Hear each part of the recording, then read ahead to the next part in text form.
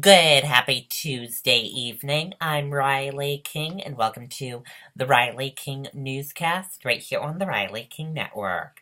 Let's get started. First up, suspect in custody after active shooter alert at Dartmouth Hitchcock Medical Center. A suspect was taken into custody Tuesday after an active shooter alert was issued at Dartmouth Hitchcock Medical Center's main campus in Lebanon, state police said. Officials have not confirmed whether any shots were fired or whether anyone was injured. Attorney General Gordon MacDonald said in an afternoon conference that a person was taken into custody and there was no threat to the public, but he released a few other details.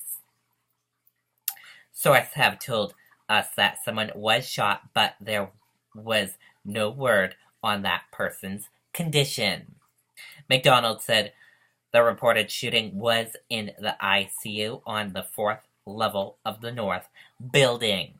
Much of the hospital was evacuated after the report was made, and Lebanon High School and Hanover Elementary School were locked down.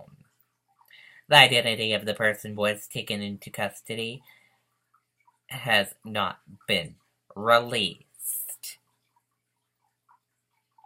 Police who were letting traffic from the hospital through on Mount Support Road stopped a silver Ford SUV at one point and approached it with their guns drawn.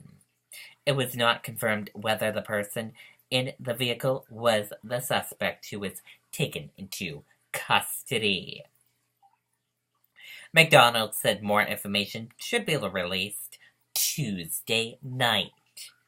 Many hospital workers and patients described the evacuation as ordeal. They said they were first sent outside to an adjacent parking lot and then to a lot that is further away. They were eventually moved to a parking lot on Coburn Hill, a few hundred yards away from the hospital. Bill Ryan, whose wife is an emergency room nurse, said he was anxious to know whether she was okay. Ryan's wife was able to call him later and said she was working in the emergency room and was okay. The hospital was open to operational by Tuesday evening. McDonald said the incident is being investigated by his office, the State Police Major Crimes Unit, and the Lebanon Police Department. Dump truck slams into cars, Roxbury house.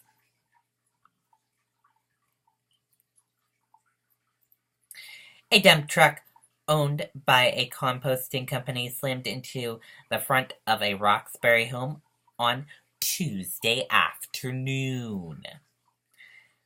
The blue and yellow Zero truck hit three parked cars before crashing into the front of 46 Clarence Street near the front entryway.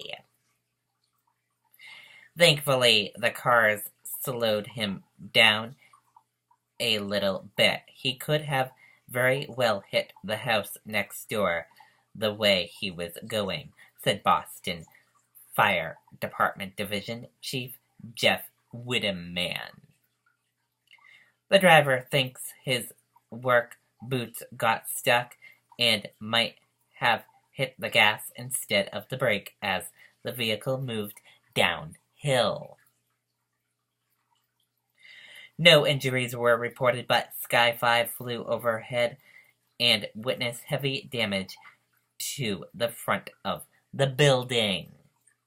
The Zero website indicates that the business collects food waste from local restaurants or grocery stores and uses it to create compost.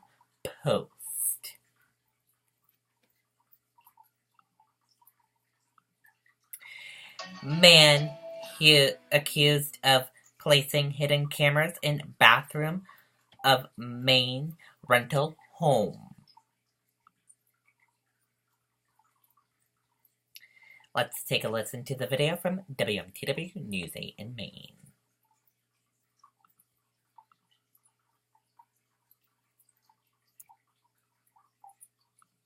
Police want to make it absolutely clear that the people who own this home live in Massachusetts. They have nothing to do with this story. It's the renters. They rent this out weekly.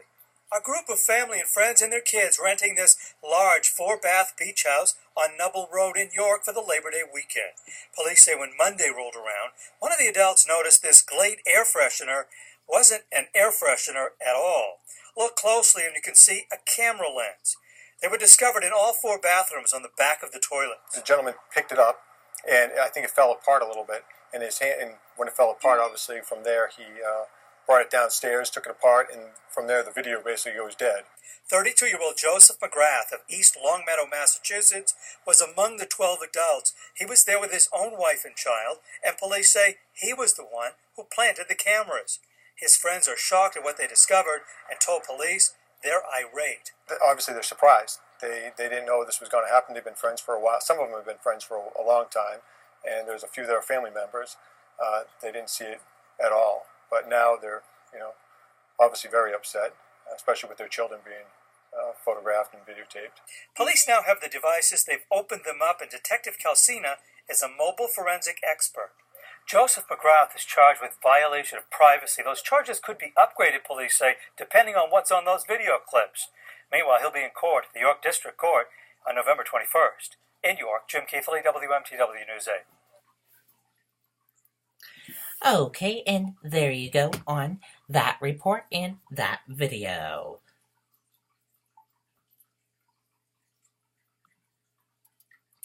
And now let's take a look at your stock market and see how your stock market closed for this Tuesday evening.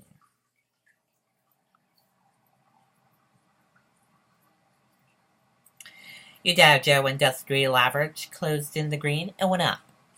Your NASDAQ closed in the green and went up. Your S&P 500 index closed in the green and went up. CNBC IQ 100 closed in the green and went up. Gold closed in the green and went up. Oil closed in the green and went up. US 10-year closed in the green and went up. Euro/USD closed in the red and went down. And VIX closed in the red and went down. S&P 500, NASDAQ, and Dow close at record high after interest rates jump. Mention talks up tax reform.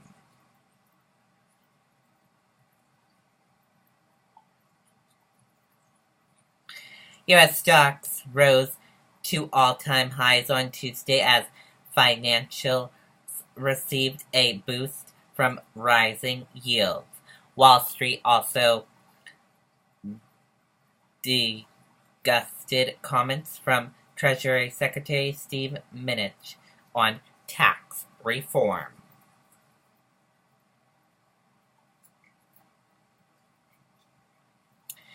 Irma death toll rises as power restored over 2 million.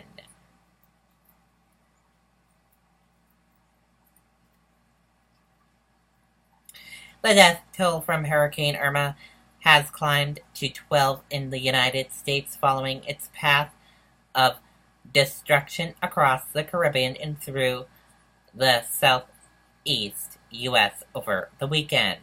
While power has now been restored to over 2 million customers in Florida. By midday Tuesday, Florida Power and Light CO had restored power to 2.3 million customers, which was 40% of those affected across the state. At least 4.4 million customers in Florida are still without power as of Tuesday afternoon. The company said its customers on the state's east coast should expect most power to be restored by September 17th, while customers on the state's west coast should expect most power to be restored by September 22nd. 2nd. And that does it for the Riley King Newscast right here on the Riley King Network. I hope you all have a great rest of your Tuesday evening.